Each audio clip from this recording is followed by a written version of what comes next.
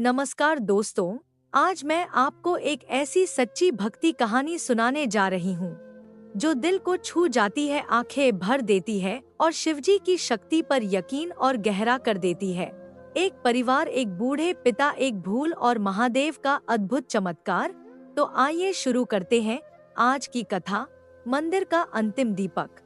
हिमालय की तलहटी में बसा था छोटा सा गांव त्रिवेणीपुर। गांव के बीचों बीच एक 200 साल पुराना शिव मंदिर था और वहां पूजा करवाते थे 78 साल के पंडित राघव दास। उनकी एक ही बेटी थी, मीरा। मीरा की शादी हो चुकी थी लेकिन ससुराल में समस्याएं थीं और वह कई सालों से मायके नहीं आई थी। पंडित जी बूढ़े हो चुके थे, पर हर सुबह 4 बजे उठकर मंदिर में पहला दीपक वही जलाते थे। गांव वाले कहते थे, जब तक राघव दास है तब तक ये मंदिर जिंदा है। एक रात भयंकर तूफान आया, बारिश, बिजली, अंधेरा। मंदिर की छत से पानी टपकने लगा और पहली बार पंडित राघव दास समय पर मंदिर नहीं पहुंच पाए। गांव वाले बोले, आज दीपक कौन जलाएगा? अंधेरे में कोई और चाबी नहीं खोल सकता था, क्योंकि मंदिर की चाबी सिर्फ पंडित जी के पास रहती थी। उसी रात पंडित जी की तबीयत अचानक बिगड़ गई। उन्हें तेज बुखार चढ़ गया। पंडित जी बिस्तर पर पड़े पड़े अपनी बेटी को याद करने लगे। काश मीरा को एक बार देख पाता। आंखों से आंसू बहने लगे, उनका शरीर कांपने लगा। पर वे जानते थे कि मंदिर का दीपक बुझा तो गांव पर विपत्ति आ सकती है, ऐसी मान्यता थी। अगली सुबह जब गांव वाले मंदिर पहुंचे तो दीपक जल रहा था। सब हैरान थे। चाबी पंडित जी के पास, वो बीमार पड़े हैं।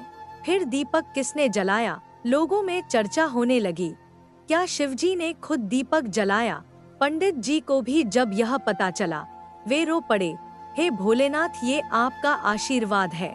मीरा का पति गौरव लालची और क्रूर स्वभाव का था। उसे पता चला कि पंडित जी के पास मंदिर की काफी दान राशि रहती है।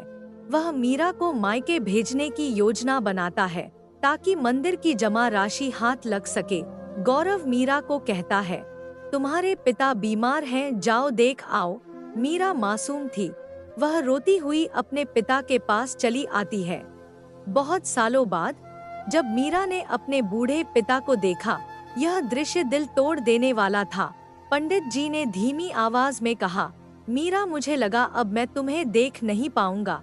दोनों रो पड़े। मीरा बोली, मैं आपका ध्यान रखूंगी बाबा। लेकिन उसे पता नहीं था कि उसका पति गौरव पीछे पीछे मंदिर की धनराशि लेने आने वाला है। आधी रात गौरव चुपके से मंदिर में घुसने की कोशिश करता है। तूफान जारी था। मंदिर का दरवाजा खोलते ही बिजली चमकी और अचानक शिवलिंग के सामने विशाल नाग दिखाई दिया। गौरव डरकर गिर पड़ा।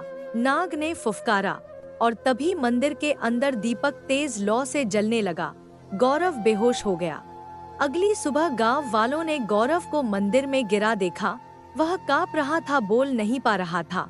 गांव वाले बोले, ये शिवजी का दंड है। गौरव हाथ जोड़कर रोने लगा, मुझे माफ कर दीजिए, मैं पाप करने आया था। मीरा यह सुनकर टूट गई। पंडित जी ने उसे गले लगा लिया। पंडित जी ने कहा, मीरा, अब मंदिर की जिम्मेदारी तुम्हारी है। मेरा शरीर अब साथ नहीं देगा। 2 दिन बाद उनकी हालत बहुत खराब हो गई, पर आखिरी रात भी उन्होंने कहा, दीपक बुझने मत देना। उस रात तेज आंधी थी। मीरा मंदिर में दीपक जला रही थी, पर हवा तेज थी। दीपक बार बार बुझ जाता। मीरा रोते हुए बोली, भोलेनाथ, मेरे बाबा को मत लीजिए, दीपक मत बुझने दीजिए। तभी शिवलिंग के ऊपर से हल्की सी चांदनी उतरी और दीपक अपने आप तेज प्रकाश में जल उठा। ठीक उसी क्षण पंडित राघव दास ने आखिरी सांस ली। चेहरे पर मुस्कान थी, जैसे महादेव खुद उन्हें लेने आए हों। मीरा अब मंदिर की मुख्य पुजारन है। गौरव बदल चुका है, रोज मंदिर में सेवा करता है और आज भी हर सुबह 4 बजे पहला दीपक अपने आप जगमगा उठता है। गांव वाले कहते हैं, ये राघव दास की आत्मा नहीं, ये शिवजी का आशीर्वाद है। जय भोलेनाथ। दोस्तों, अगर इस कहानी ने आपके दिल को छू लिया हो तो कमेंट में हर हर महादेव जरूर लिखें। महादेव की कृपा आपके परिवार पर हमेशा बनी रहे। अगर आप ऐसी भक्ति कहानियाँ रोज सुनना चाहते हैं तो चैनल को सब्सक्राइब जरूर करें। हर हर महादेव।